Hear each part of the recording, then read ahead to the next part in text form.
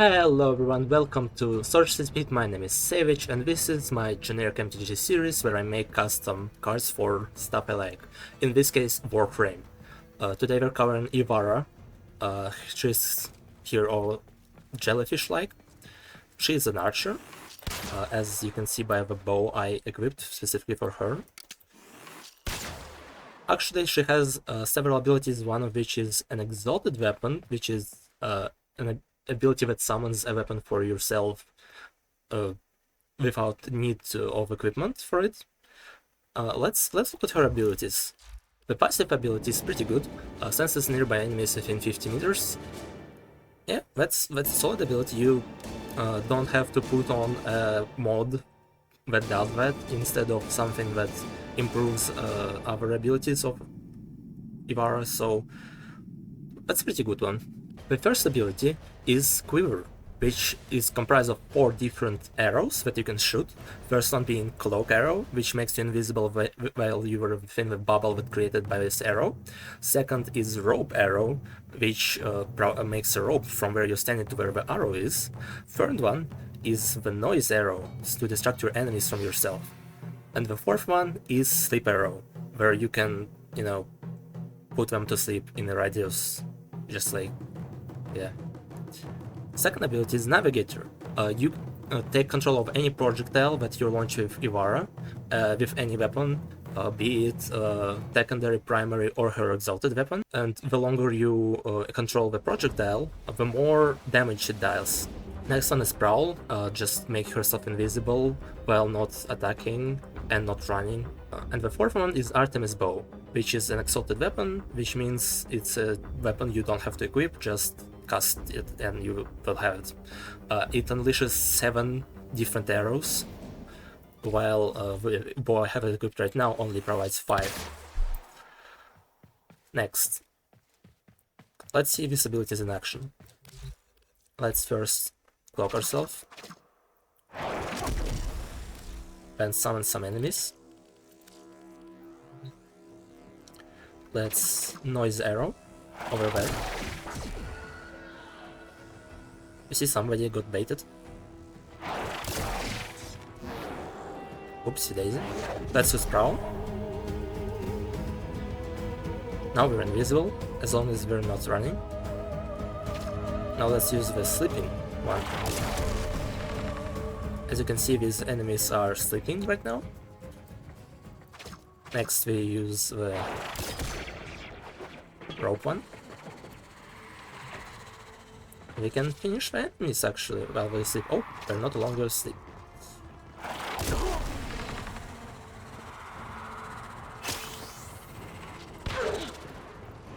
Oops, I woke up. Next, let's see how the projectile guidance works.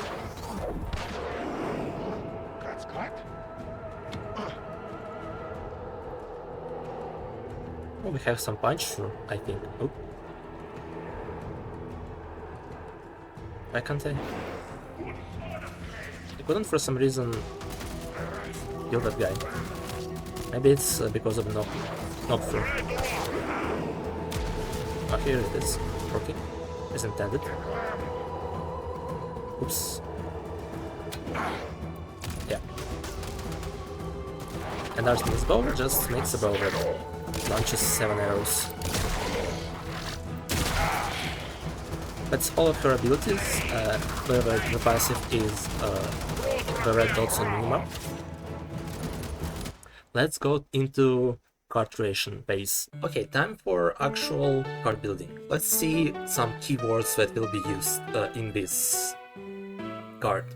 Well, first of all, flying is not a keyword that we'll be using, but a creature with flying can only be blocked by other creatures with flying or by creatures with reach. The creature with reach can block as if it had flying. So, let's see some examples. Let's say we have some spirit with flying and some soldier with no flying. Then a spirit can attack the player directly, bypassing the soldier as a blocker. But if we have an upper spirit with flying on the board of our opponent, when that spirit can block our spirit, so the damage won't go through if it is blocked. So the spirit can block because it has flying. Another creature that can block is a creature with reach, like this spider. He has reach, and thus he can block our spirit. Next. Hexproof. A card with Hexproof cannot be targeted by opponents. For example, if an effect like ability or spell would favor targets, they can't choose your Hexproof permanent or yourself if you have Hexproof. Let's see some example. You have on your board a Merfolk with Hexproof. An opponent has also a Merfolk with Hexproof, and you try to cast Lightning Bolt. What you can do is target your own Merfolk with Hexproof because it's yours, but you can't target opponent's Hexproof creature. So Lightning Bolt in this situation, either you damage one of the players who doesn't have Hexproof, so either yourself or your opponent, or your own Merfolk. That's only 3 legal targets if that's the board. Now let's look at some archers. Oh yeah, I forgot about this side. We see that reach and hexproof are primarily green colored keywords, so we can conclude that our Warframe will be green. Now let's look at some archers. Court archers, reach. Azuris archers, reach. Airy bowmasters, reach. Archers of Quarzi, reach. Bamboo Grove Archer, reach. Bitterbow Sharpshooters, reach. Bird Admirer, reach. So basically, most archers have reach. But let's look at some that apply more to our case.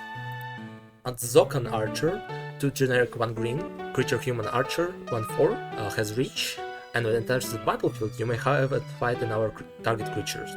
Each deals damage equals to its power to devour. And Basara Tower Archer, 2 green, creature human archer to 1 hexproof reach. And as you can see, this is about what abilities we would have. Oh yeah, why I chose hexproof for Ivara? It's because she can turn invisible.